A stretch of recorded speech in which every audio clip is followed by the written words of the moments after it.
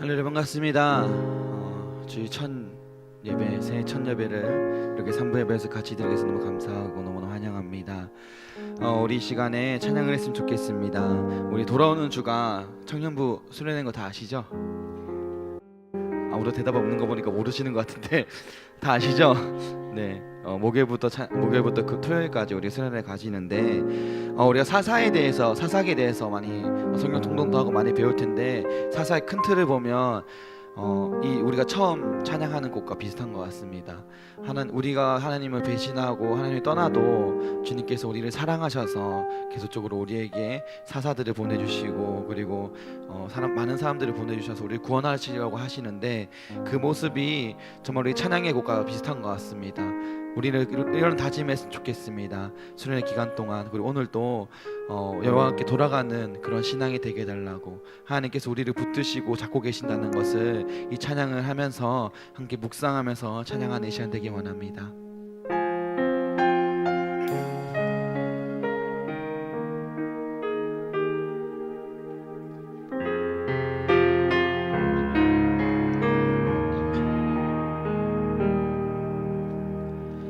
내 백성이 나를 떠나 돌아섰지만 내 사랑이 내 백성을 포기 못하니 내 모든 걸 내어주고 나 그들을 얻으리라. 여호와께 돌아가자. 그린 돌아서도 그는 변치 않네. 여호와께 돌아가자. 우린 넘어져도 그 사랑 영원하네.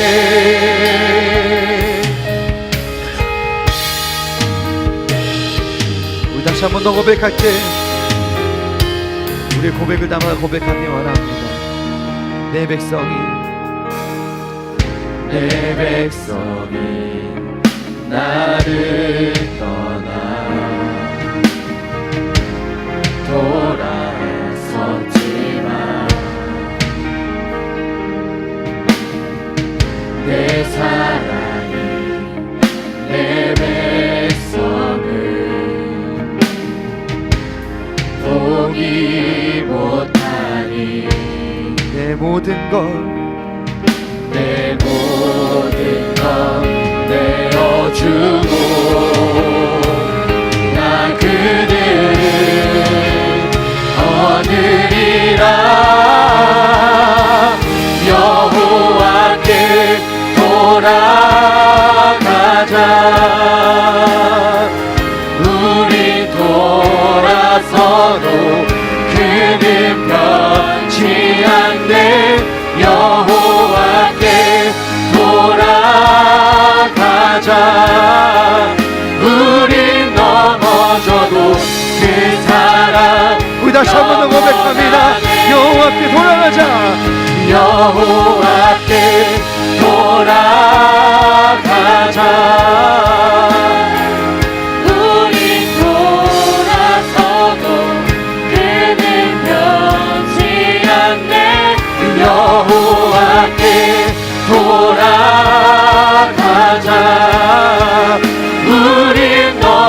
넘어져도 그 사랑 영원한 사랑은 오래 참고 사랑을 오래 참고 자신을 내어주네. 서로 사랑할 때 서로 사랑할 때 세상을 주보내 사랑은 절대 지지 않네. 사랑을 오래 참고 자신을 내어주네.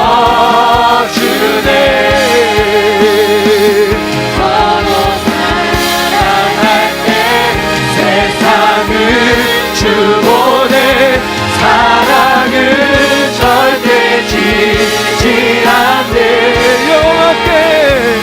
여호와께 돌아가자.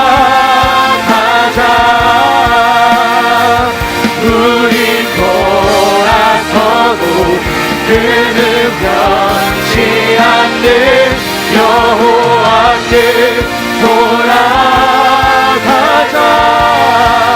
우린 넘어져도 그 사랑 우리 다시 한번 고백합니다. 여호와께 돌아가자. 여호와께 돌아가자.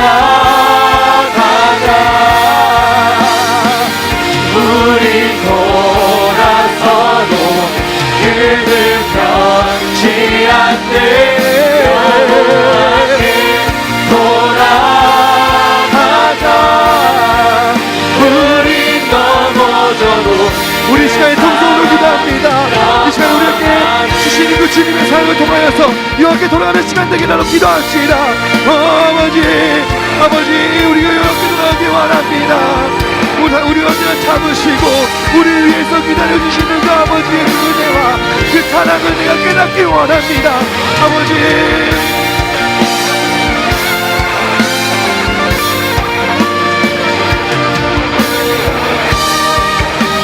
우리 다시 한번 더 고백합니다.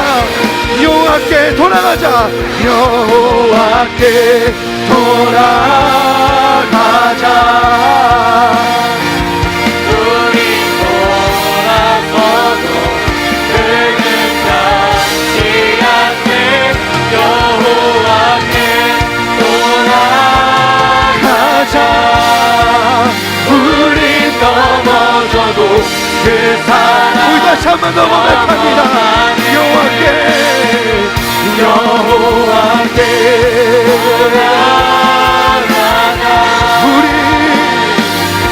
우리 돌아서도 그는 변치 않네. 여호와께 돌아가자. 우리 넘어져도 그 사랑 우리 목소리로 고백합니다. 여호와께 돌아가자. 우린 돌아서도 그는 변치 않네. 여호와께 돌아가자. 우린 넘어져도 그 사랑 영원하네. 여호와께 아버지 우리 돌아서도 그는 변치 않네. 돌아가자. 우리 넘어져도 그 사랑 영원하네.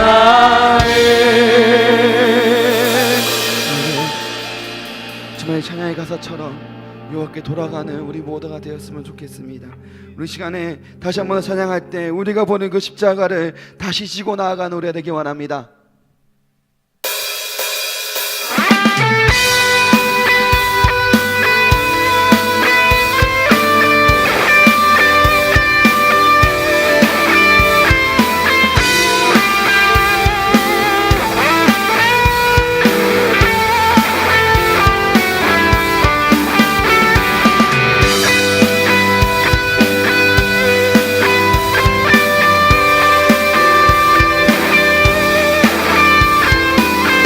한번 불러는 곡이지만 가사를 묵상했으면 좋겠습니다.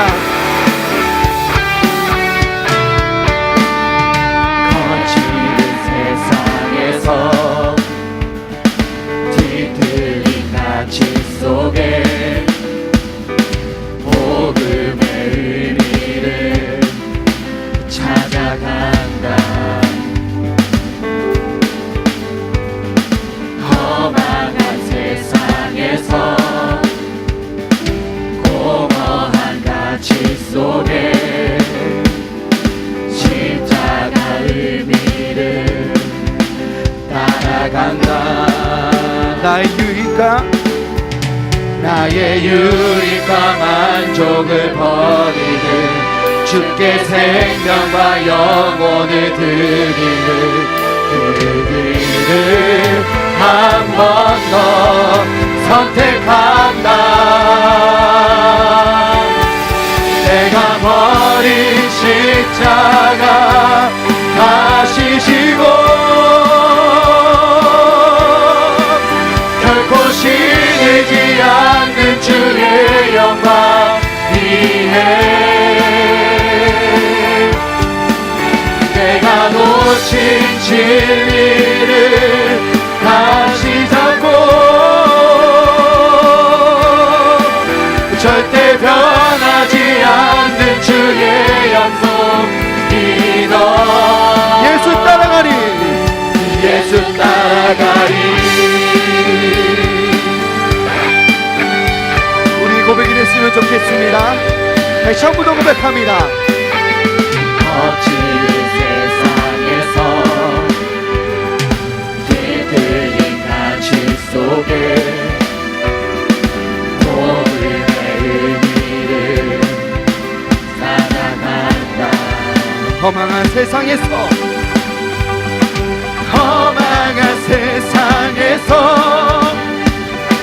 공허한 가치 속에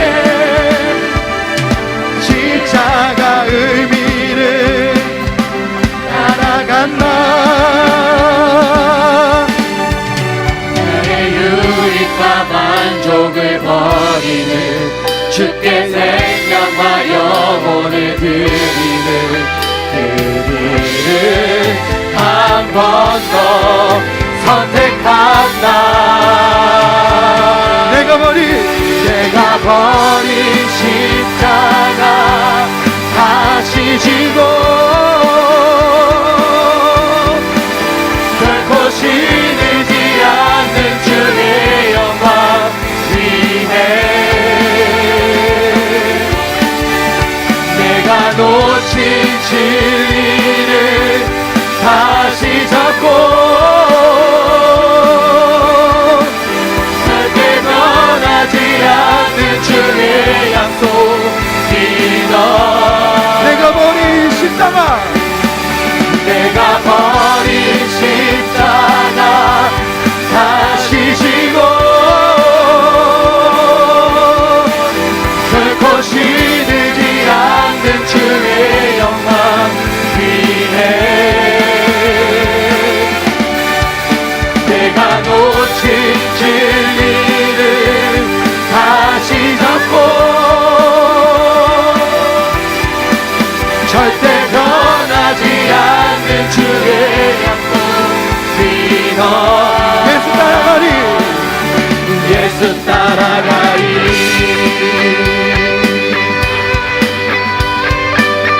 우리가 버린 그 십자가를 지고 다시 한번 예수님을 따라가는 우리가 되기 원합니다.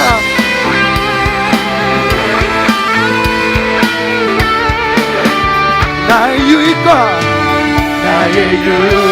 만족을 버리는 주께 생명과 영혼을 드리는 그 길을 한 번 더 선택한다. 내가 버린 십자가 다시 지고 결코 시들지 않는 주의 영광 위해 내가 놓친 진리를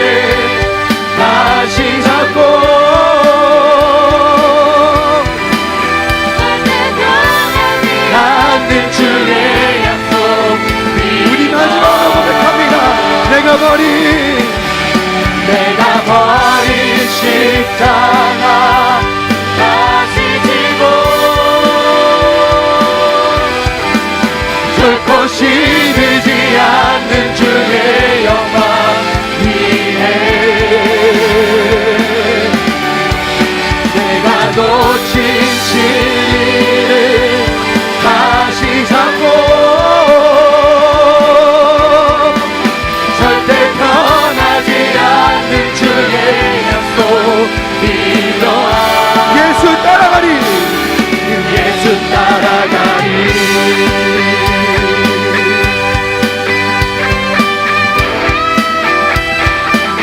주님의 사랑을 말미암아서 우리가 주님의 사랑을 쫓고 따라가는 자가 되길 원합니다. 그 사랑은 너무나 놀라운 사랑이기에 우리는 무조건 따라가는 삶이 되어야 됩니다. 아멘. 그래서 주님을 찬양합시다.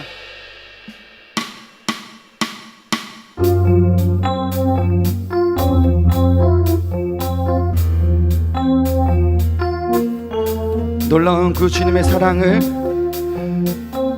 이 시간 찬양합시다. 놀라운 주의 사랑 영원하시도다. 십자가 자비로 나타내셨네. 그 누구도 그 무엇도 깨닫지 못하니 아름답고 영화로우신 주. 다시 한번 고백합니다. 놀라운 주의 사랑 영원하시도다. 십자가 자비로 나타내셨네.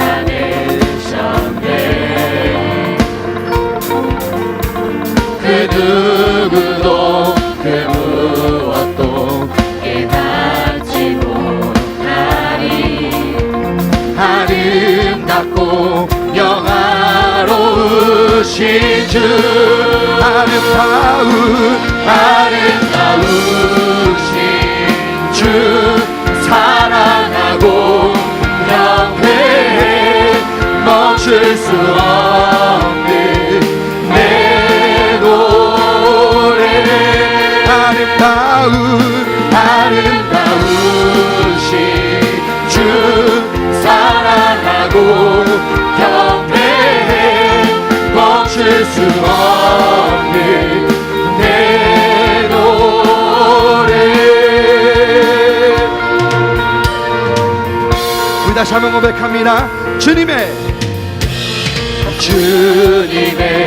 크신 영광 온 하늘을 덮고 만물이 주의 능력을 보네. 아름다운 주의 위엄 내 영혼 깨어서 노래하네. 놀라우신 주를 아름다우신 주 사랑하고 경배해 멈출 수 없는 내 노래. 아름다우신 주 사랑하고 경배해 멈출 수 없는 내 노래. 우리 악기로 주님을 찬양합니다.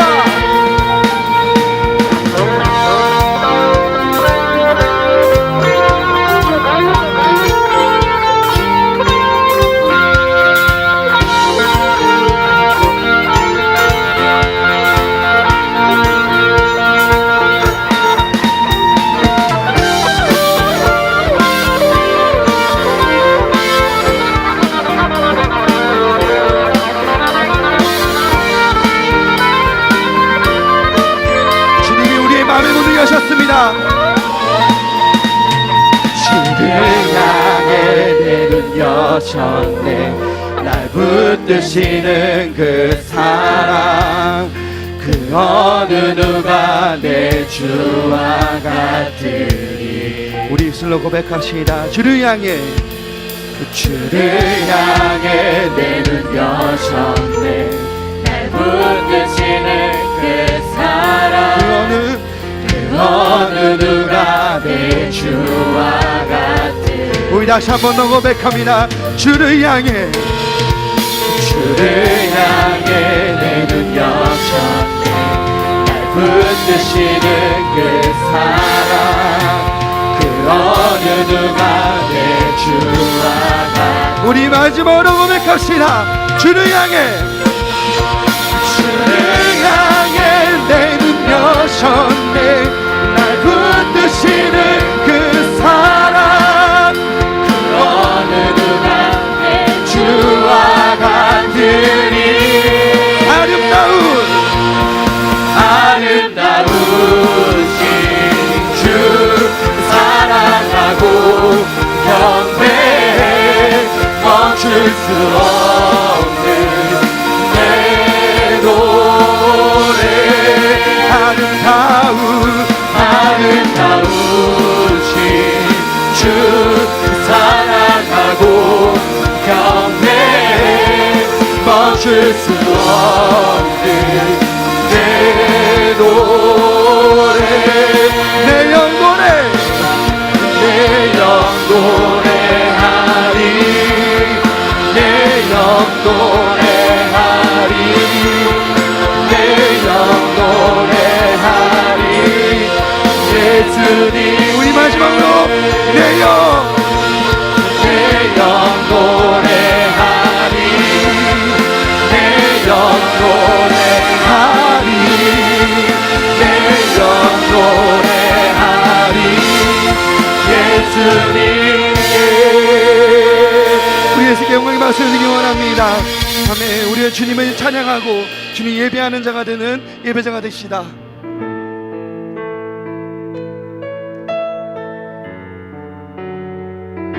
주님이 우리의 구원 되시고 우리의 소망 되십니다. 믿으시고 고백하시다. 긴 어둠 속에 영광의 빛 있고 죄와 절망에 탄식 소리만 있네. 주의 사랑은 여전히 날 기다리시며 날 부르시네. 하나님은 나의 꺼지지 않는 등불이시니. 긴 어둠 속에 영광의 빛 있고 죄와 절망에 탄식 소리만 있네. 주의 사랑은 여전히 날 기다리시며 날 부르시네. 하나님은 나의 꺼지지 않는 등불이시니. 주는 나의 빛 구원이시니. 내가 누구를 두려워하리. 주가 찾으시는 종이 되어 나는 주만 섬기리. 주는 나의 소망 되십니다. 주는 나의 힘 소망 되시니. 작은 자의 어둠 밝히시리. 소망 잃어버린 이 땅 위에 주의 영광 비추리. 주와 함께. 우리 처음부터 고백합시다. 긴 어둠 속에 영광의 빛이고 죄와 절망에 다시 소리만이네. 주의 사랑을 여전히 우리 기다리십니다. 여전히 날 기다리시며 날 부르시네. 하나님은 나의 꺼지지 않는 등불이시니 주님 우리 구원 되십니다. 주는 나의 빛 구원이시니 내가 누구를 두려워하리. 주가 찾으시는 종이 되어 나는 주만 섬기리. 주는 나의 힘 소망 되시니 작은 자의 어둠 밝히시리. 소망 잃어버린 소망 잃어버린 이 땅 위에 주의 영광 우리 다시 한 번 더 고백합니다. 주는 나의 빛 구원이시니 내가 누구를 두려워하리. 주가 찾으시는 종이 되어 나는 주만 섬기리. 주는 나의 힘 소망 되시니 작은 자의 어둠 밝히시니 소망 잃어버린 이 땅 위에 주의 영광 비추니 주는 나의 빛 구원이시니 내가 누구를 두려워하리. 주가 찾으시는 종이 되어 나는 주만 섬기리. 주는 나의 힘 소망 되시니 아멘. 작은 자의 어둠 밝히시니 소망 잃어버린 이 땅 위에 주의 영광 비추리. 주와 함께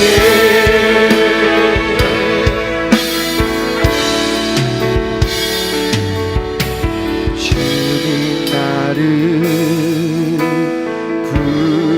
부르셨네. 놀라운 사랑으로 온유하고 겸손하신 주님 그 안에서 난 힘을 얻네. 주님 나와 함께하네. 어두운 세상 속에도 처음과 나중 되시는 주님 나 주와 함께 걸으리.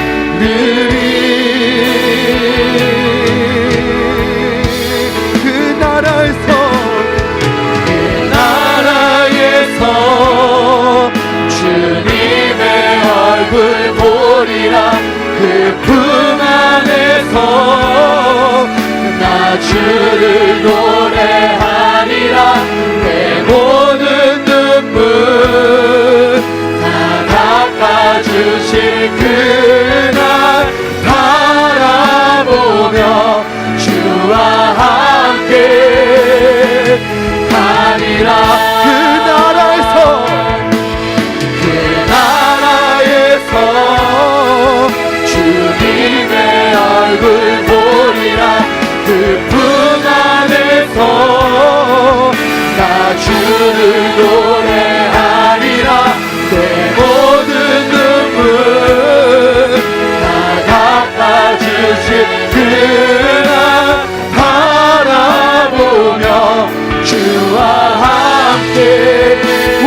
시간에 통성으로 기도하기 원합니다. 이 시간에 기도할 때 이 찬양의 가사들처럼 주님만이 우리의 구원이고 주님만이 우리의 빛이시고 주님만이 우리의 소망 되십니다. 그를 믿으시기 원합니다. 주님께서 우리 함께 가시기 원합니다. 나와 함께 동행하시기 원합니다. 그를 믿고 우리가 의지하며 주님이 말씀하시는 대로 주님이 말씀하신 그 삶 속에서 주님과 함께 동행하는 삶이 되길 원한다고 이 시간에 통성으로 기도하며 나가겠습니다. 기도하겠습니다. 아버지 주님과 함께 걸어가겠습니다. 주님만이 나의 빛이시고 주님만이 우리의 구원 되십니다. 주님만이 나의 소망 되십니다. 아버지 여기까지 해주시옵소서.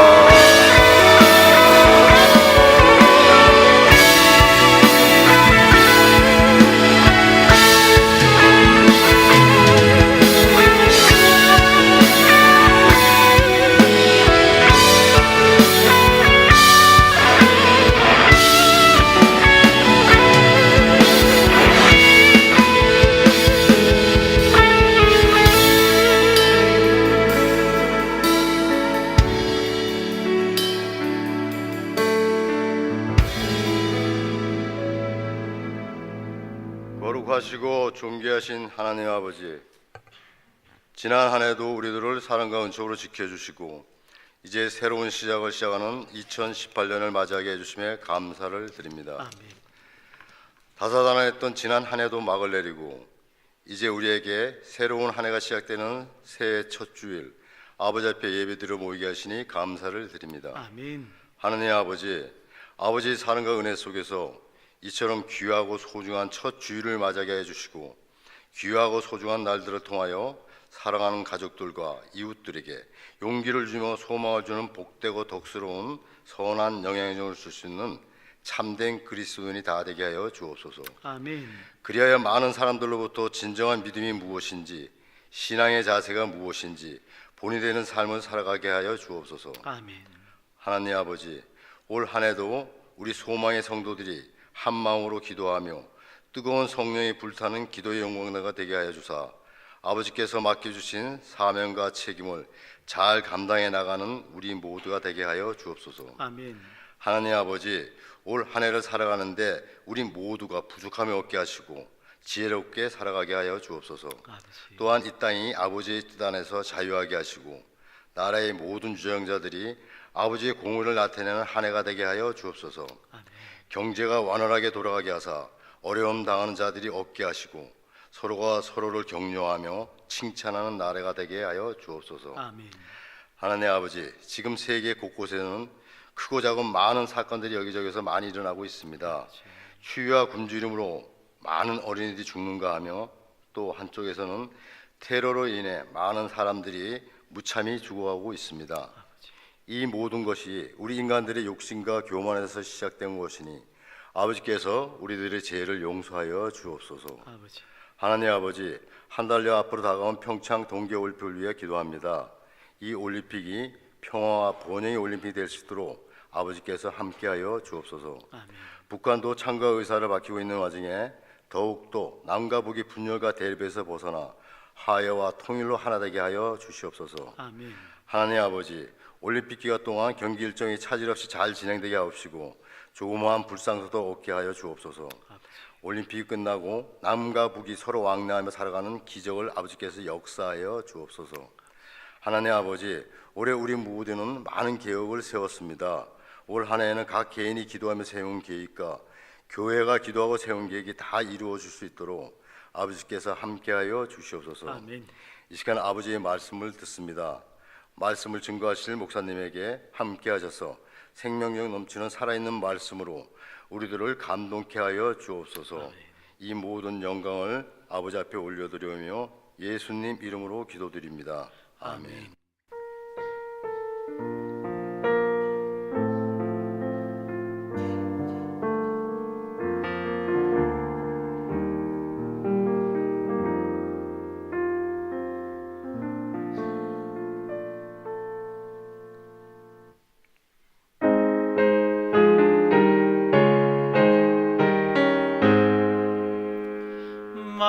만복의 근원 하나님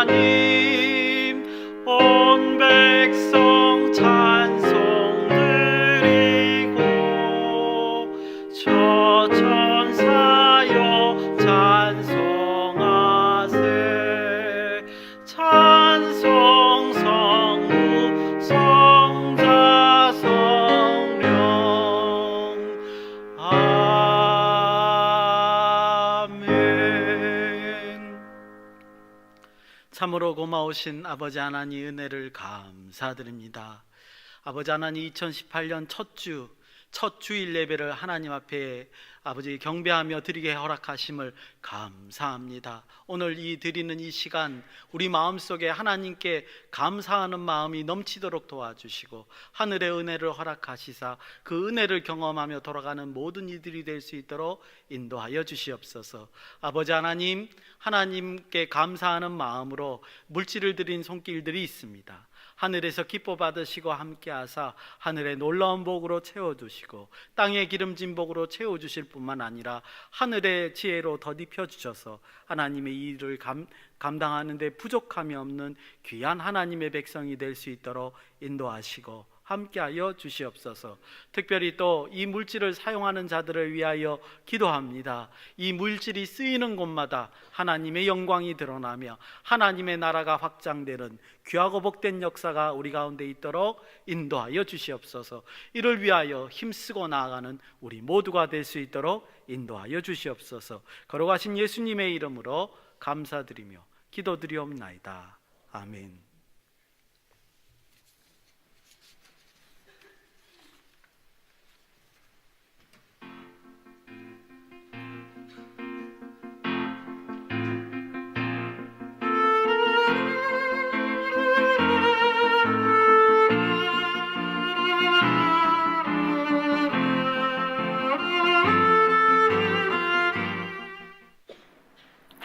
안녕하세요. 1월 첫 번째 주 수막 예수를 전해드리겠습니다. 첫 소식입니다. 오늘은 신년 감사 예배로 드립니다. 또한 오늘부터 영화부 영세에서 3세 예배가 12시 20분부터 4층 유아실에서 있습니다. 오후 예배 후 재직회 각 부장들 모임이 목양실에서 있습니다.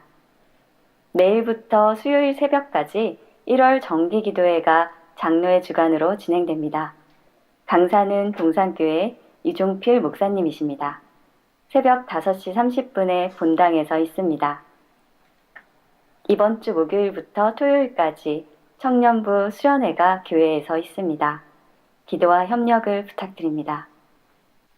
1월의 건강한 교회 만들기 프로젝트는 결심과 시작입니다. 매일 성경을 읽고 묵상하는 시간을 정하여 지킵시다. 예배와 기도의 시간을 정하고 하나님의 인도하심을 바랍시다. 이웃과 화목하며 전도의 열매를 맺을 수 있도록 기도합시다. 올해는 모든 성도들이 주3 예배자가 되시기 바랍니다. 이것은 다른 어떤 봉사보다 중요한 일이며 우선해야 할 일입니다. 오늘부로 장년부 이교구를 담당하실 나연덕 전도사님과 청년부를 담당하실 김창영 전도사님이 부임하셨습니다. 매일 성경을 읽고 새해 탁상 달력에 동그라미를 하시고 월 옆에 자기 이름을 써서 매월 마지막 날에 사진을 찍어 자기 반 선생님이나 구역 인도자에게 보내서 6월 말에는 선생님과 인도자가 종합보고를 서면으로 부장님과 교구장에게 합니다. 그리고 연 2회 시상을 합니다. 2018년 차량 운행 시간표가 게시판에 게시되어 있습니다. 그 외 개인적으로 운행표가 필요하신 분은 1층 로비에 비치되어 있으니 가져가시기 바랍니다. 2018년도 주일 점심 식사를 섬기기 원하시는 분은 1층 로비 게시판에 남겨주십시오. 성도분들의 섬김으로 기쁨이 넘치고 건강한 교회가 되길 바랍니다. 교회사랑 천사 운동을 합니다. 매월 한 구자 10,000원의 헌금을 드리는 자가 1,004명이 되게 하는 운동입니다. 2018년 청지기로 구역의 지역장과 인도자와 구역장을 임명합니다. 귀한 사역을 성실하게 잘 감당해 주시기 바랍니다. 2017년 기부금 납입증명서 신청을 받습니다. 신청서는 4층 헌금 필경대에 있으며 작성하신 후 신청함에 넣어주시고 서류는 1월 둘째 주 이후로 1층 사무실에서 찾아가 주시기 바랍니다. 이정현 목사님, 양윤정 사모님이 새해를 맞이하여 감사한 마음으로 점심 제공해 주셨습니다. 감사합니다.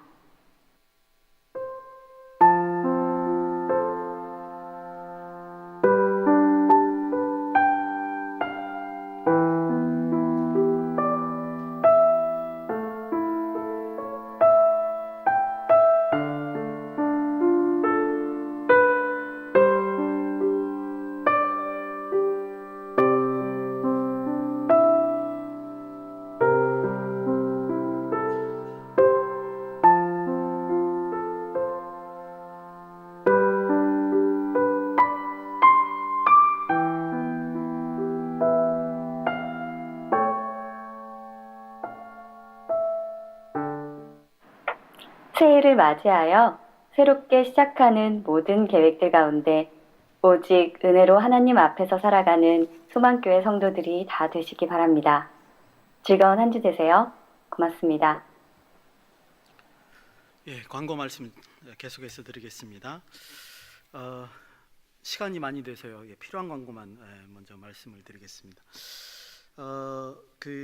우리 탁상 달력에 성경 읽기 표가 나와 있습니다. 그래서 이제 올해 성경 일독을 하는 것이 우리 교회의 목표인데 우리 청년들도 참여하셨으면 좋겠습니다. 그래서 벌써 이제 하루에 3장씩이거든요. 예, 그래서 성경 3장씩 이렇게 나가면 올 한해 이제 일독을 하게 되는데 여러분들이 이제 이 참여하시는 방법이 뭐냐면 성경을 다 읽을 때마다 동그라미를 하시고, 그 다음에 이제 다 한 달이 지난 후에 사인을 하시고 난 다음에 그 다음에 그거를 사진을 찍어서 우리 부장 권사님께 찍어서 보내주시면 그걸 차곡차곡 모았다가 6개월마다 한 번씩 목사님께서 시상을 하신다 그렇게 하셨습니다.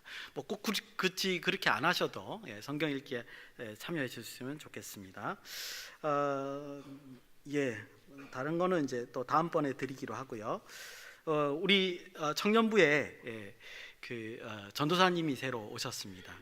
제가 이제 이 자리를 사임하게 되고요. 전도사님께서 오셔서 오늘 이제 인사하시게 될 텐데 제가 그렇다고 해서 다른 데 가지는 않습니다. 리더십이 바뀌는 것뿐이고 저는 이제 기도하면서 여러분들 필요한 부분이 있으면 이제 몰래 도와드리는 걸로 그렇게 하겠습니다. 그러니까 모든 것은 이제 전도사님하고 이제 말씀하시고 하시면 됩니다. 그래서 오늘 전도사님 그리고 사모님도 와 계시네요. 같이 소개하겠습니다. 잠깐 나오시죠. 우리 전도사님은요, 연세대학교 신학과를 나오시고 연세대학교 또 한국어 교육을 석사를 하셨기 때문에 지금 제가 다니는 서울 성경신학대학원대학교에서 한국어 강사로 또 사역을 하고 계십니다.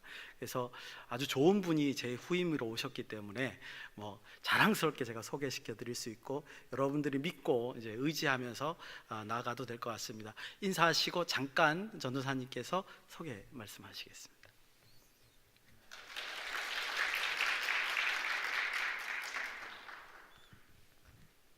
네, 반갑습니다. 김창영 전도사입니다. 제가 존경하는 우리 이정현 담임 목사님께서 또 동역할 수 있도록 초청해 주셔서 이렇게 제가 존경하는 우리 박영복 목사님 뒤를 이어서 함께 청년부 사역을 감당하게 되었습니다. 여러분 함께 동역하면서 하나님 나라의 신실한 일꾼으로 우리가 함께 서기를 소망합니다. 말씀 따라 사는 저희들 될 수 있도록 함께 나아가길 원합니다. 감사합니다. 이제 우리 이제 목요일, 금요일, 토요일이죠. 이제 청년부 수련회가 있습니다. 새해 첫 주에 수련회를 합니다. 이거 교회 첫 행사입니다. 그래서 많은 분들이 동참해 주시면 좋겠고요. 제가 지금 수련회 참석 명단이 저한테 지금 와 있습니다. 풀참하시는 분이 21명 되시고요. 그 다음에 부분 참석하시는 분이 더 많아요. 22명으로 되어 있습니다. 그래서 대략적으로 교회 한 30-40명이 이제 상주를 하시면서 참석을 하실 것 같은데 한 가지 부탁을 드리고 싶은 것은 우리 진행하시는 분들을 위해서 화요일까지 아직 시간을 언제 오신다 이거를 확정을 안 해주신 분들이 계신다 그러더라고요. 그래서 이제 제가 몇 시부터 참석할 수 있겠습니다. 뭐 꼭 안 지킨다 하더라도 우리가 이제 예정을 하고 준비를 해야 되기 때문에 적어도 화요일까지 회장님이나 아니면 패밀리 리더에게 연락을 꼭 해주셔서 이제 우리가 이제 준비할 수 있도록 그래서 몇 시에 언제부터 어디까지 참여하겠습니다. 이렇게 좀 알려주시면 좋겠고 그리고 이제 부분 참석을 하시는 분들을 위해서 저희들이 프로그램을 거의 저녁으로 다 옮겼어요. 그래서 저녁 때 오셔도 결코 부족함이 없습니다. 프로그램이. 그래서 좋은 프로그램들도 많고 교제하는 시간도 많고 그 다음에 맛있는 것도 많습니다. 우리 청년들 맛있는 거 좋아하시죠? 맛있는 것도 많이 있으니까 그렇게 하셨으면 좋겠고 또 풀참을 좀 권유해 드리는 건 뭐냐 하면 이번에 목표가 사사기를 전부 다 읽는 거예요. 그러니까 초점을 사사기로 맞춰서 사사기를 전부 다 통독을 하고 사사기의 내용을 깊게 파고들려고 합니다. 저도 이제 특강을 준비하는 데 있어서 사사기에 있는 내용을 이제 성경 지리적인 입장에서 이제 여러분들한테 입체적으로 좀 이해를 시키려고 준비하고 있습니다. 그래서 사사기 한 권을 우리가 공부하는 아주 귀한 시간이니까 될 수 있으면 이제 다는 안 되더라도 낮 시간이라도 시간이 되시면 오셔서 성경 통독할 때 참여하시고 토론하시고 이제 특강에 참여하시면 아주 좋을 것 같습니다. 그래서 그런 기회를 삼으셨으면 좋겠습니다. 많이 또 기도해 주시고요. 예. 또 이제 그 월요일부터 우리 새벽 기도회 있죠? 예, 특별 새벽 기도가 월요일, 화요일, 수요일 날 있기 때문에 또 우리 청년들 오셔서 수련회를 위해서 기도해 주셨으면 좋겠습니다. 하나님 말씀을 보시겠습니다. 히브리서 신약 히브리서 13장 1절에서 8절까지의 말씀을 교독하시겠습니다. 신약 성경 368면 내지 369면에 위치한 히브리서 13장 마지막 장입니다. 1절에서 8절까지의 말씀을 교독하시겠습니다. 제가 올 수절, 여러분들이 짝수절, 8절은 같이 합독하겠습니다. 형제 사랑하기를 계속하고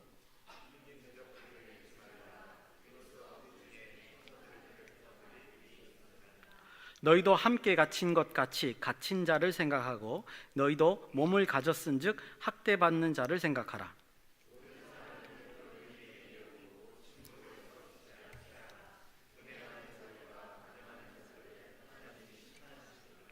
돈을 사랑하지 말고 있는 바 족한 줄로 알라. 그가 친히 말씀하시기를 내가 결코 너희를 버리지 아니하고 너희를 떠나지 아니하리라 하셨느니라.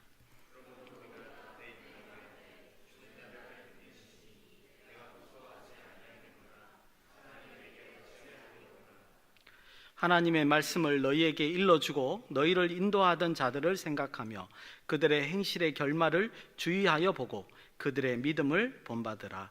예수 그리스도는 어제나 오늘이나 영원토록 동일하시니라. 아멘. 기도하시겠습니다. 참으로 고마우신 아버지 하나님, 은혜를 감사합니다. 오늘도 하나님의 말씀으로 인하여 우리의 심령이 채워지고 하나님 앞에 영광 돌리는 귀한 예배의 시간이 될 수 있도록 도와주시옵소서. 그래서 2018년 한 해를 살 때 이 말씀을 가지고 하나님께 영광 돌리는 우리 모두가 될 수 있도록 인도하시고 함께하여 주시옵소서. 걸어가신 예수님의 이름으로 감사드리며 기도드리옵나이다. 아멘. 한 해를 시작하면서 이렇게 첫 주, 2017년 첫 주죠, 그죠? 첫 주를 이렇게 같이 예배드리게 돼서 하나님께 굉장히 감사의 말씀을 드리고 싶고요. 또 올 한 해에 하나님의 허락하시는 그 은혜와 평강이 저와 여러분들에게 임하시기를 예수님의 이름으로 축원드립니다. 아무래도 첫 인사니까, 그죠? 첫 해 첫 인사니까 축원부터 먼저 드리고 시작하겠습니다. 히브리서 13장 말씀을 오늘 제가 골랐는데요. 이유인즉슨 저는 이제 우리 송구영 신제배 때 말씀 카드 뽑잖아요.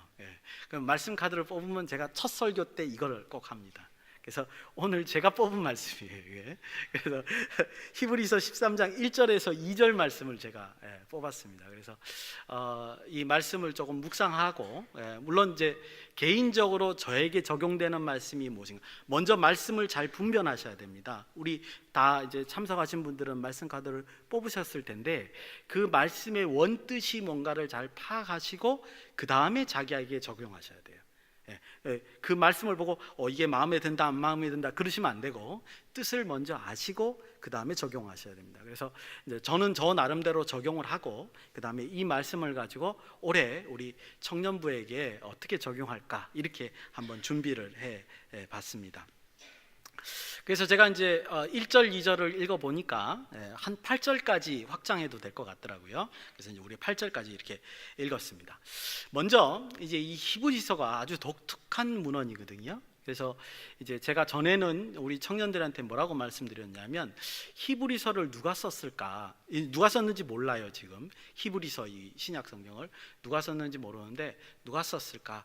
아마 바울이 쓰지 않았을까? 저는 그렇게 말씀드렸습니다. 왜냐하면 여기 히브리서에 있는 내용은 구약을 너무 잘 아는 사람이에요. 그러니까 그 초대교회 당시에 구약을 이 정도로 정통으로 아는 사람은 잘 없죠. 그래서 그나마 이제 가말리엘 후에 있던 바울이 굉장히 이제 그 구약 성경에 정통한 사람이기 때문에 바울이 쓰지 않았을까, 제가 이렇게 말씀드린 적이 있습니다. 근데 최근래에 이제 바울 서신을 연구하신 분을 제가 만났어요. 그분이 어느 정도로 이제 연구를 많이 하셨냐면, 바울 서신, 우리 우리 신약 성경에 바울이 쓴 성경이 많은데 그것을 연구를 많이 하셔서 그 쓰는 문체 스타일까지 아시는 분이에요. 예를 들어서 분사 형태를 썼다 그러면 왜 분사 형태를 그 느낌으로 썼는지까지 아시는 분이에요. 바울을 제대로 전공하신 분한테 제가 물었습니다. 히브리서를 바울이 썼을까요? 하고 물었습니다. 근데 그분이 뭐라고 하시냐면 절대 바울이 아니라는 겁니다. 스타일이 전혀 바울하고 다르답니다. 그래서 여전히 이제 누가 썼는지 정확하게 모릅니다. 근데 그분은 이제 바나바가 썼을 수도 있다 이렇게 이제 말씀도 하시고 그러시더라고요. 그래서 어쨌든 히브리서는 구약 성경을 너무 잘 아는 분이 이제 예수 그리스도를 믿고 그거에 대해서 이제 해설을 해놓는 성경이다 이렇게 이제 여러분들 생각하시면 되겠습니다. 우리 13장 지금 보시는데 13장 앞에 12장을 보시면요, 뭐가 나오냐면 마지막 때에 대한 얘기가 막 나와요. 예수님 재림 이후의 이야기들이 나옵니다. 아직 예수님 재림 안 하셨죠? 근데 예수님 재림 이후의 얘기가 12장에 이렇게 쓰여 있는 것을 봅니다. 아직 우리가 경험하지 않는 일들이 지금 쓰여지고 있는데 12장을 이후에 지금 13장에 나오는 내용은 갑자기 어떤 성도들의 생활에 관한 권면의 내용으로 채워져 있단 말이에요. 그래서 이거 두 개를 연결하면 어떻게 되냐면 이렇게 연결할 수 있습니다. 12장에서 마지막 때에 대한 설명을 하고 그 다음에 이 마지막 때를 기다리면서 살아가는 성도의 삶이 어떠해야 되는가, 이거를 13장에 이제 마지막으로 서술하고 이제 작별 인사하고 끝내는 장면이란 말이죠. 다시 한번요, 뭐라고요? 마지막 때 예수님께서 재림하시는 그때를 기다리면서 성도들이 어떤 신앙생활을 해야 될까, 이거를 이제 13장 부분에서 이제 써놓고 있다는 겁니다. 그래서 이 말씀은 곧 우리도 지금 똑같은 처지이기 때문에 그 초대교회 성도하고 비슷하게 똑같이 우리도 마지막 때를 기다리면서 신앙생활을 하는 입장이기 때문에 이 말씀은 그대로 적용시켜도 아주 좋습니다. 그래서 이 말씀을 잘 분석해서 우리가 아는 게 굉장히 중요합니다. 근데 문제는 뭐냐면 이 히브리서를 쓸 당시에 시대적인 배경이 있잖아요. 그 시대적인 배경이 우리하고 좀 다릅니다. 그래가지고 표현이 좀 달라요. 그래서 제가 오늘 1절부터 8절까지 내용을 어떤 의미로 썼는가 이걸 이제 설명해 드리고 그리고 이제 짧게 묵상하고 마치려고 합니다. 오늘도 한 절 한 절 내용을 얘기하고 거기 잠깐씩 묵상하고 난 다음에 마지막 묵상은 굉장히 짧게 하려고 합니다. 그래서 이제 한 절 한 절씩 보면서 살펴보시겠습니다. 먼저 1절 말씀입니다. 형제 사랑하기를 계속하고, 1절이 이렇게 되겠죠. 여러분들 이 말에서 가장 중요한 말은 뭐냐 하면 사랑을 계속하라는 말이 중요한 겁니다. 사랑을 지속하라는 말이죠. 자, 아까 그랬죠. 지금 누구에게 이 메시지를 전해주는 거라고요? 마지막 때를 기다리는 성도의 삶을 가지고 있는 성도들에게 지금 얘기를 하는 거기 때문에 성도들에게 부탁하는 말이 뭐냐? 사랑하기를 지속해라, 이렇게 말한다는 겁니다. 여러분들 사랑하는 것을 지속하는 게 어떨 때는 쉽지만 어떨 때는 굉장히 어려워요. 왜 그러냐면 특별히 우리가 위급할 때, 우리가 뭔가 지금 절박할 때는요 서로 사랑을 안 해요. 서로 무례해요. 그런 것을 우리가 볼 수 있습니다. 그렇죠? 요즘 사회가 더 그런 것 같아요. 사람들이 살기가 너무 각박하니까 사랑이 없어졌어요, 우리 사회. 마찬가지로 지금 이 히브리서를 쓴 사람은 성도들이 이제 마지막 때가 되면서 환란이 올 거를 알기 때문에 성도들에게 뭐라고 표현하느냐? 사랑하기를 지속하라, 계속하라, 이렇게 지금 당부하고 있는 것을 우리가 볼 수 있습니다. 이걸 우리 지금 현대에다 적용을 하면 어떻게 말할 수 있냐면 이런 거예요. 우리가 지금 보기에는, 눈에 보기에는 이 세상이 그렇게 급박하게 돌아가는 것 같지 않지만 실제로 보면은 여러분들 그 취업 현장이라든가 뭐 학업에 가시면 굉장히 치열하죠. 그렇죠? 그러면서 같이 공부하시고 같이 일하는 사람끼리도 어때요? 경쟁이 너무 심해요. 그래서 서로 간에 너무 무례하시단 말이에요. 사랑이 없어요. 사랑이 없는 모습들을 보면 우리가 어떻게 실천해야 될까가 이제 조금 나타납니다. 첫 번째는 뭐예요? 아는데도 모른 척해요. 그렇죠. 아는데도 모른 척해요. 서로 모른 척해요. 배려를 해줄 수 있는데도 새로 왔는데도 모른 척해버려요. 그죠? 그 다음에 또 그 맞는데도 아닌 척해요. 그렇죠? 이거 맞는데 이거 맞죠? 물으면 모른 척하고, 그죠? 아닌 척하고 막 그래요. 이게 사실은 무례한 거예요. 사랑이 없는 거예요. 왜? 자기의 삶 사는 것도 빡빡하니까 사랑을 베푸지 않는 거예요. 마지막으로는 뭐냐면 무관심해요. 어떤 사람은 또 마음이 약해서 무관심한 척해요. 그렇죠? 그리고 아예 어떤 사람은 관심이 거기에 없어요. 새로 왔든지 말았든지 나는 상관 안 해요. 이런 요소들이 우리 사회를 빡빡하게 만들고요. 이게 교회까지 옮겨와서 우리 지금 신앙생활 하는데도 그렇게 적용되고 있다는 겁니다. 그래서 여러분들이 꼭 아실 거는 이 1절에 형제 사랑하기를 계속하라, 이 말이 우리에게는 이런 실천 사항으로 바뀌어야 돼요. 여러분들 모른 척 하시면 안 됩니다. 아닌 척 하시면 안 돼요. 관심 없는 척 하시면 안 된단 말이에요. 서로 관심을 가지고 알고 적극적으로 나서서 우리 사이를 뜯어놓는 이 무례함을 없애셔야 돼요. 무례한 게 예의가 없는 것만이라고 생각하시면 안 된단 말이에요. 예의를 더 이렇게 완전히 이렇게 철저하게 갖추는 것 자체가 뭐죠? 격리를 시키는 거잖아요, 그죠? 그러니까 이런 것들을 하지 않으셔야 됩니다. 여러분들 이게 마귀의 계략이에요. 하나하나 우리 성도들을 뜯어놓는 거예요. 그렇게 하시면 우리 스스로가 망하는 결과를 갖게 되는 겁니다. 2절 보시겠습니다. 손님 대접하기를 잊지 말라. 이로써 부지 중에 천사들을 대접한 이들도 있었느니라. 이제 창세기에 있는 얘기를 이제 하는 것 같은데 그 얘기는 그만두고요.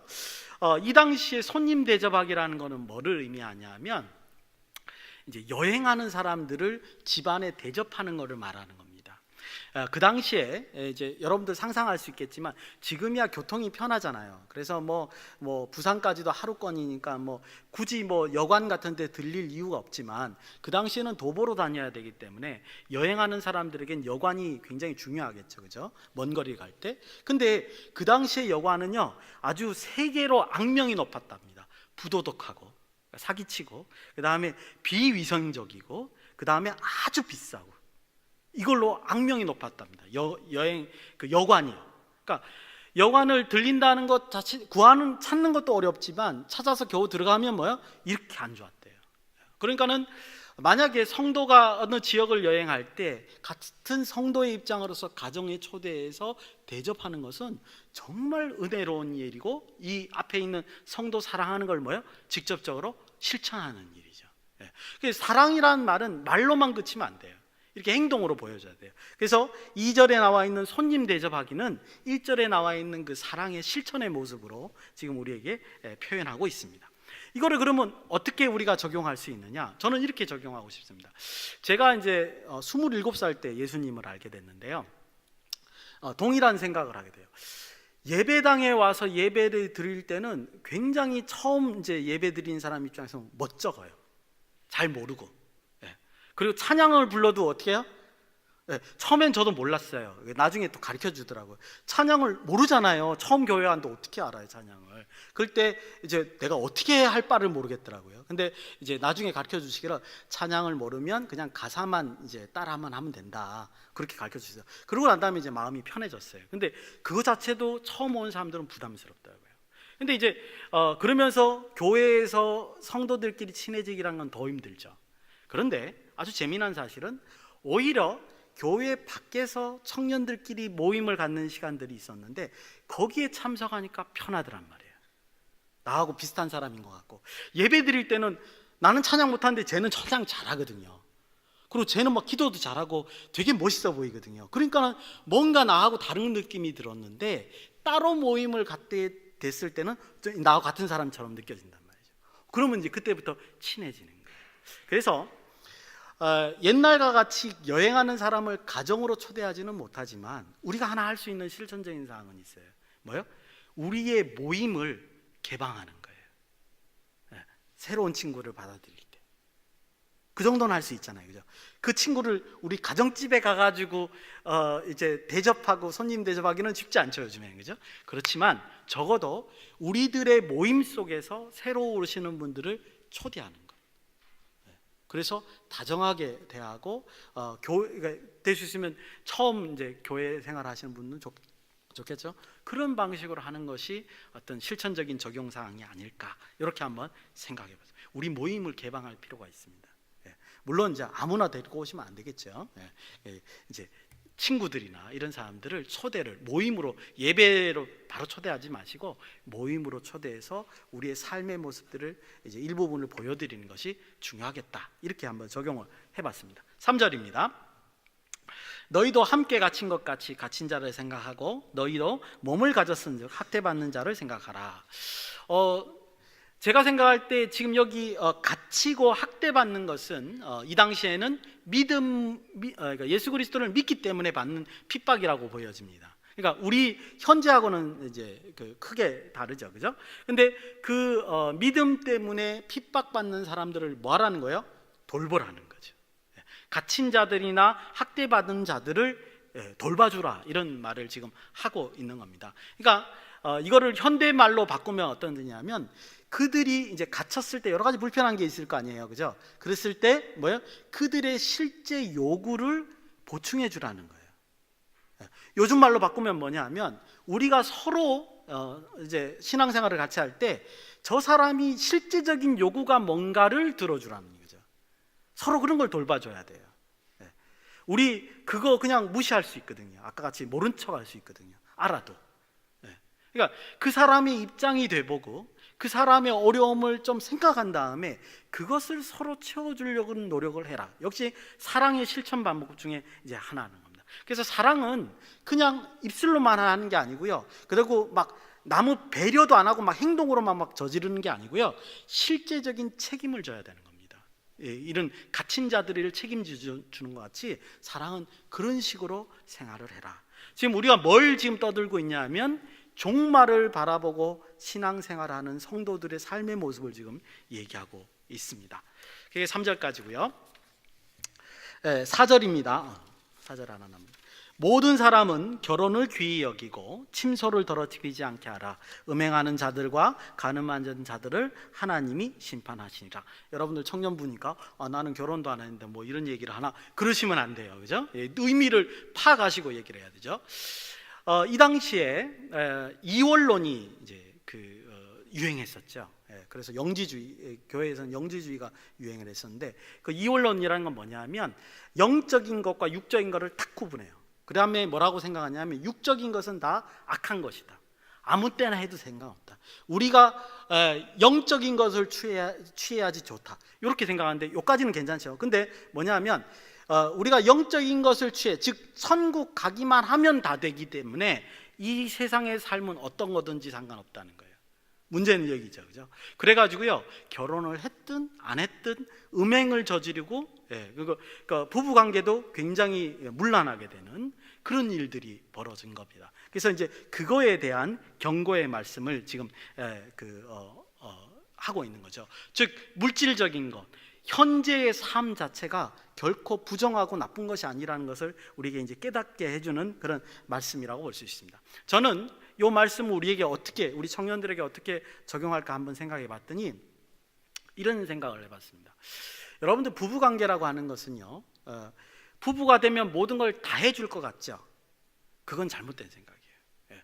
부부는 서로 헌신하는 겁니다. 요즘에 사랑이 없다 보니까 헌신이라는 얘기가 별로 없어요. 정말 헌신이 뭔지를 몰라요. 부부관계는 어떻게 유지하냐면, 남자가 남편이 아내에게, 아내가 남편에게 헌신하는 겁니다. 다 바쳐주는 거예요. 그 상대방을 존중해 주는 거예요. 그래서 여러분들 이거를 교회에서든지 사회에 있어든지 이 관계를 유지시켜 주는 게 굉장히 중요해요.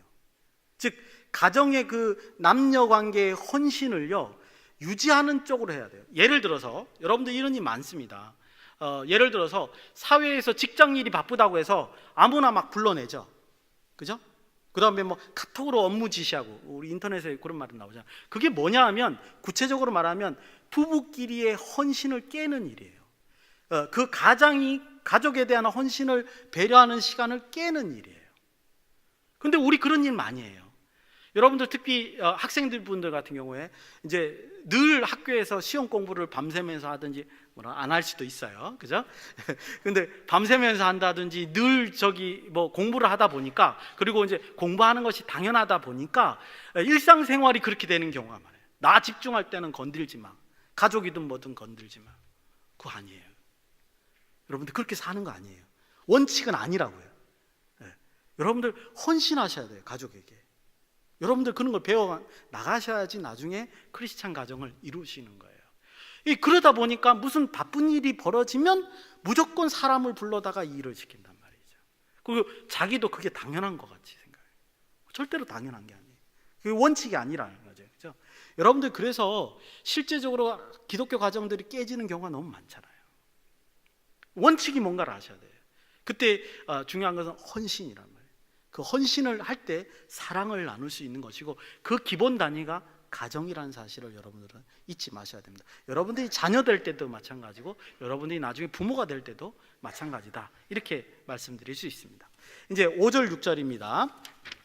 우리 한번 같이 읽겠습니다. 5절 6절 시작. 돈을 사랑하지 말고 있는 바를 족한 줄로 알아. 그가 친히 말씀하시기를 내가 결코 너희를 버리지 아니하고 너희를 떠나지 아니하리라 하셨느니라. 그러므로 우리가 담대히 말하되 주는 나를 돕는 이시니 내가 무서워하지 아니하겠노라. 사람이 내게 어찌하리요 하노라. 아멘. 여러분들 보시면 뭐에 관한 내용입니까? 탐심에 관한 얘기입니다. 탐심에 대한 경고, 돈을 너무 사랑하는 것에 대한 경고인데, 여기는 묘하게 뭔가 섞여 있습니다. 뭐가 섞여 있냐 하면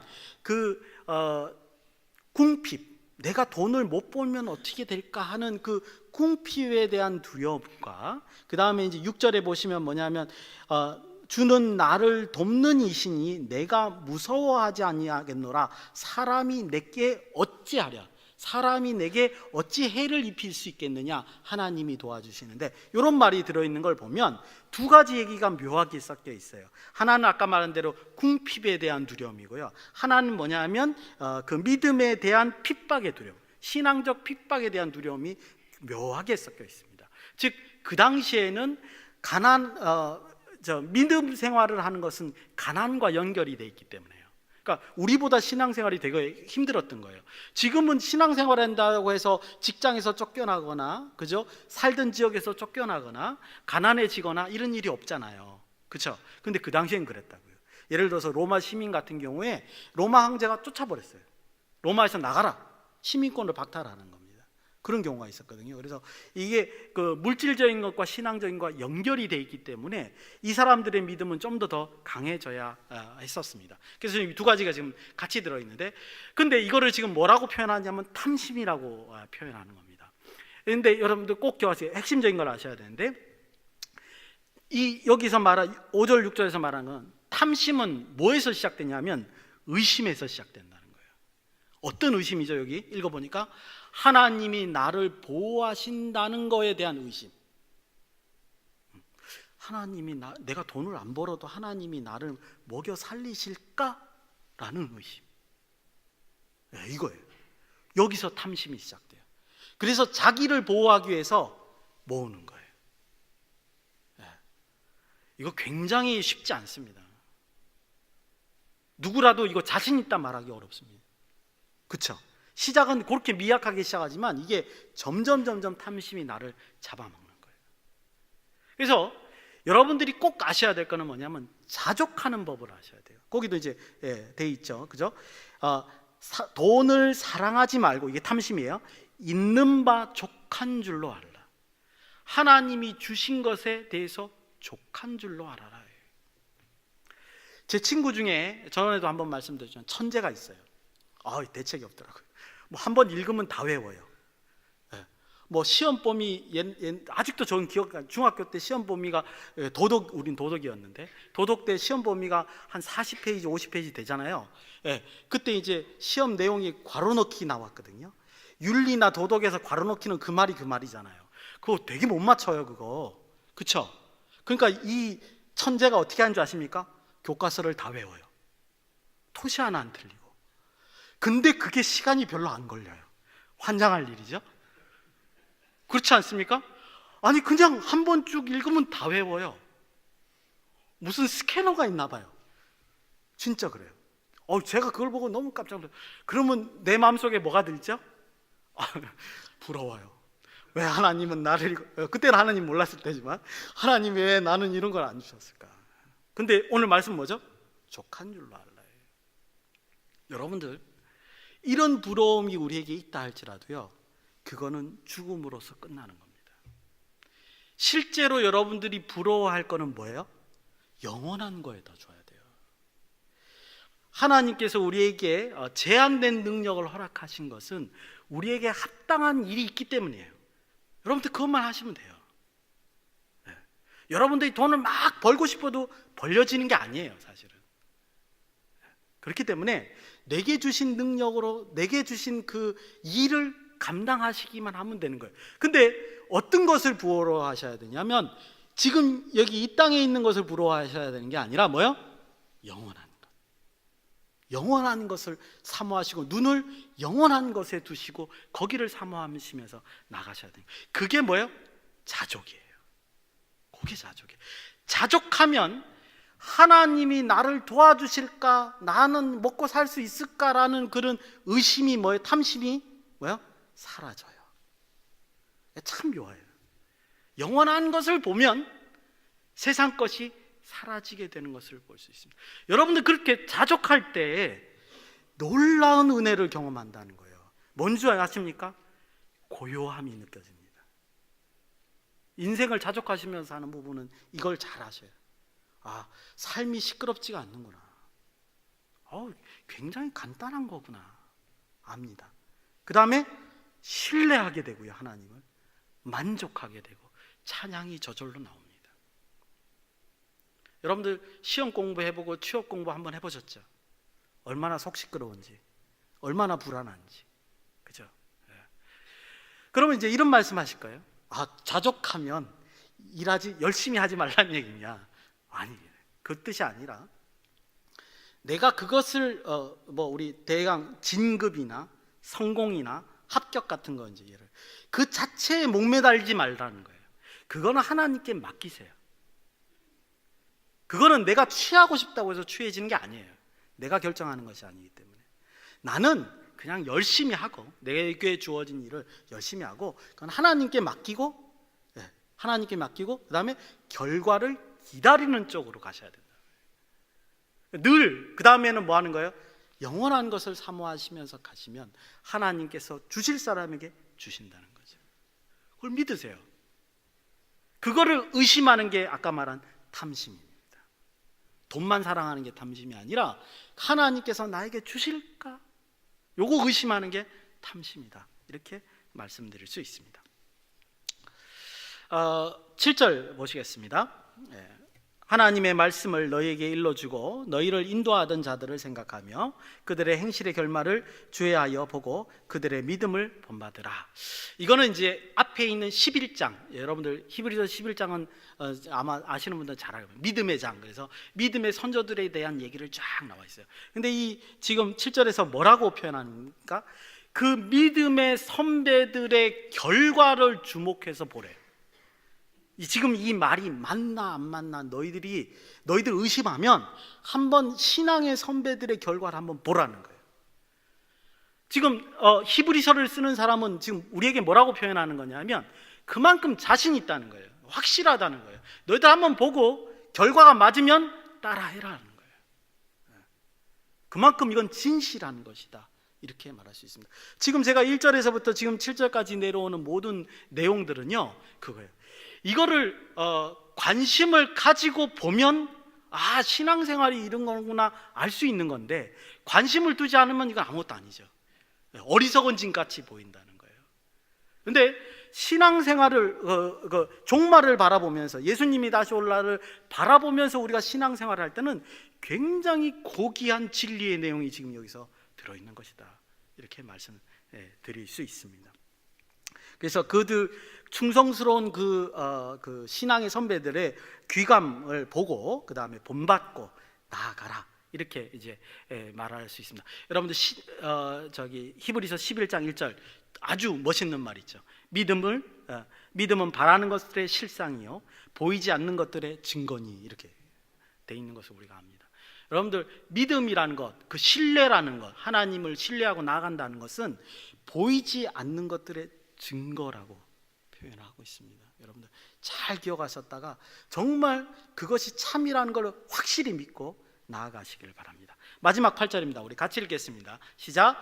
예수 그리스도는 어제나 오늘이나 영원토록 동일하시니라. 아멘. 오늘 설교 제목을 이걸로 잡았죠. 이 말씀이 무슨 뜻이냐, 갑자기 왜 예수님이 나오실까 이렇게 생각할 수도 있는데, 이 말은 뭐냐 하면요, 예수님께서 약속하신 것, 예수님께서 이 땅에서 피 흘리시고 세상 사람들을 볼 때 어리석은 짓을 하신 것, 이게 뭐냐 하면 약속이라는 거예요. 약속. 영원한 약속이라는 거예요. 그것은 과거도 그렇고 현재도 그렇고 미래도 그렇고 동일하다는 겁니다. 즉 히브리 기자가 우리에게 8절에서 말하는 건 뭐냐면, 지금까지 떠들었던 것은 참이란 말이에요. 참 진리다. 예수님이 변하지 않는 한 절대적으로 지켜지는 것. 내가 아무리 개인적으로는 하나님이 나를 지켜줄까 의심한다 그래도 하나님이 지켜주신 그런 약속, 변하지 않는 약속, 그것이다, 이렇게 우리에게 말하는 겁니다. 그러니까 우리가 영원토록 존재하시는 그 예수님을 바라보는 것이 참 진리다, 이렇게 우리가 얘기할 수 있습니다. 이제 짧게 종합해서 묵상을 하고 마치려고 합니다. 여러분들 이 오늘 말씀을 청년부에 맞춰서 한번 제가 묵상을 해봤는데요, 이런 생각이 탁 들었습니다. 2018년에 우리 청년들에게 주시는 말씀이 아닐까. 그럼 청년들이 보고 이 말씀이 의미하는 게 뭘까? 이제 우리 청년부가 성숙할 때가 됐구나, 성숙해야 될 때가 됐구나, 이걸 의미한다, 이런 생각이 들었습니다. 여러분들, 성숙이라는 건 뭐냐면 거룩입니다. 거룩이라는 것은 하나님과 가까워지는 거예요. 예전에는 우리가 신앙생활이 걸음마를 뛰었다고 한다면 이제는 걸어 다니셔야 되죠, 그죠? 그럴 시기가 온 것이다. 그럼 보세요, 사이즈도 이 정도로 됐으면 이제 뭔가 하나님 같은 모습들이 여러분들 삶 속에서 보이셔야 돼요. 맨날 그냥 교회만 나오는 것으로 만족하고, 교회 예배 참석하는 것이면 신앙인으로서의 그 임무가 끝난 것처럼 생각하고, 이런 건 이제 지났다는 거죠. 이제 뭔가 우리 청년이 움직이셔야 되지 않느냐, 그런 생각이 들었습니다. 어떻게 움직이냐? 오늘 말씀대로 움직여야 되는 거죠. 오늘 말씀이 그 기준이다. 이 말을 달리 바꾸면 뭐라 그러냐면, 본격적으로 영적인 싸움이 시작된 겁니다. 여러분 그걸 기억하셔야 돼요. 제가 영적인 거는 뭐라고 말씀을 드렸죠? 눈에 보이지 않는, 눈에 보이지 않지만 있는 거예요. 존재하는 거예요. 그 싸움이 시작되는 겁니다. 여러분들 지금 전쟁터에 나서시는 거예요. 여러분들이 거룩하겠다 결단하는 순간 이 말이에요. 내가 마귀하고 한판 싸우겠다, 이 뜻이에요. 그 다음부터 마귀가 간섭하기 시작하고 마귀가 방해하기 시작하고 여러분들을 자꾸만 괴롭히기 시작할 거란 말이죠. 기도하시면서 나가셔야 됩니다. 청년부 기도 안 하면 망가집니다. 여러분들 이 모든 앞에서 저거 7절까지 있던 내용들 기도하면서 서로 돌봐주지 않으면 우리는 마귀한테 당할 수밖에 없다고. 전쟁터에 이미 쓰신 거라고요. 내가 원하건 원하지 않든 간에. 어떤 경우에는 이 지금 내용들을 보면요, 마음에 귀찮은 것도 있고요, 마음에 들지 않는 것도 있습니다. 하지만 중요한 것은 뭐냐면, 마지막 때를 살아가는 사람들, 초대교회 사람들도 그렇고 현재 우리들도 그렇고 이 영적인 전쟁을 시작하고 있다는 것을 히브리 기자가 우리에게 얘기하는 겁니다. 참여하시든지 아니든지 마귀는 이미 전쟁을 하고 있다고요. 여러분들이 그 전쟁 속에서 져서 눈을 감고 헤매실 것인지, 아니면 눈을 부릅뜨고 마귀하고 싸워서 나가실 것인지, 그걸 선택을 하셔야 되는 그런 입장에 와 있지 않느냐, 이렇게 볼 수 있습니다. 오늘 말씀을 정리를 하면 이렇게 됩니다. 첫째는요, 눈에 보이지 않는 것을 믿고 나아가는 실천을 하셔야 됩니다. 아까도 예화를 들었지만 선조들이 그렇게 했다는 걸 한번 보라는 거죠. 가까이는 우리 교회의 장로님들, 권사님들, 그렇죠? 신앙의 선배님들이 계십니다. 부모님들 계십니다. 그분들의 삶을 한번 보십시오.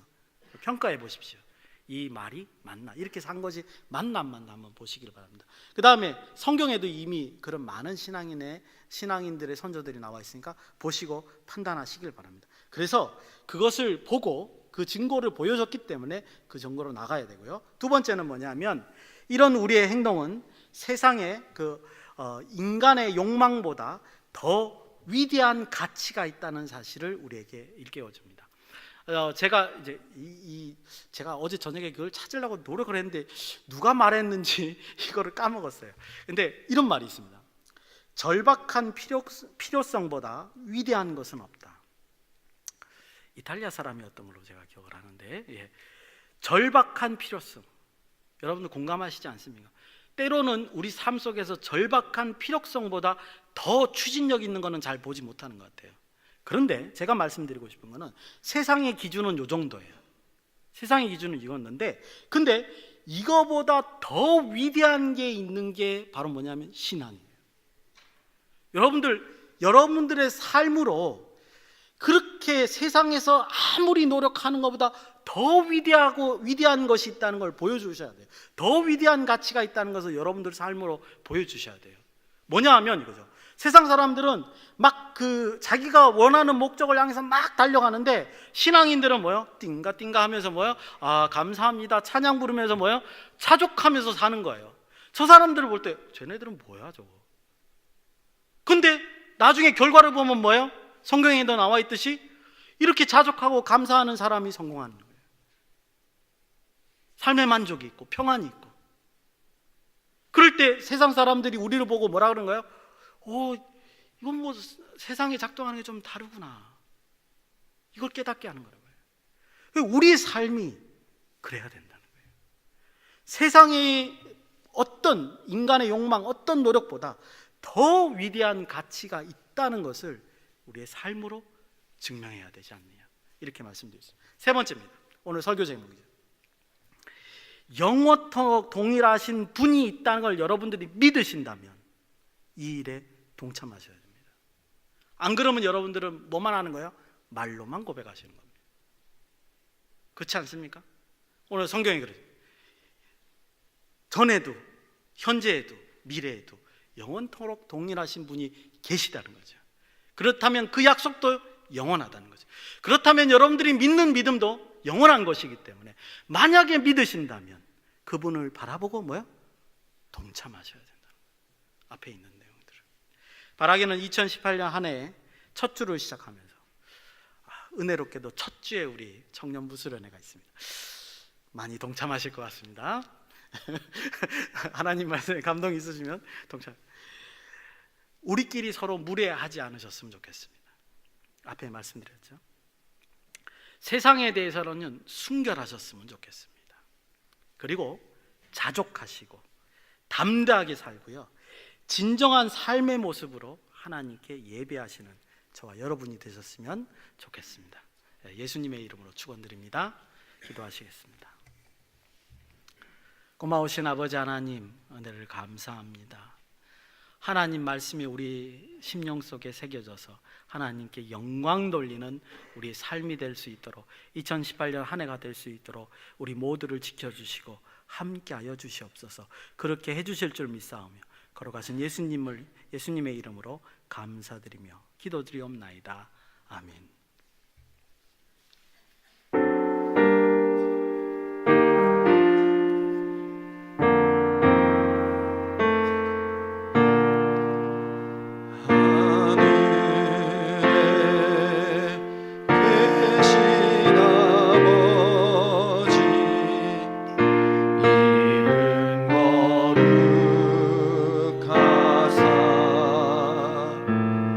주님 나라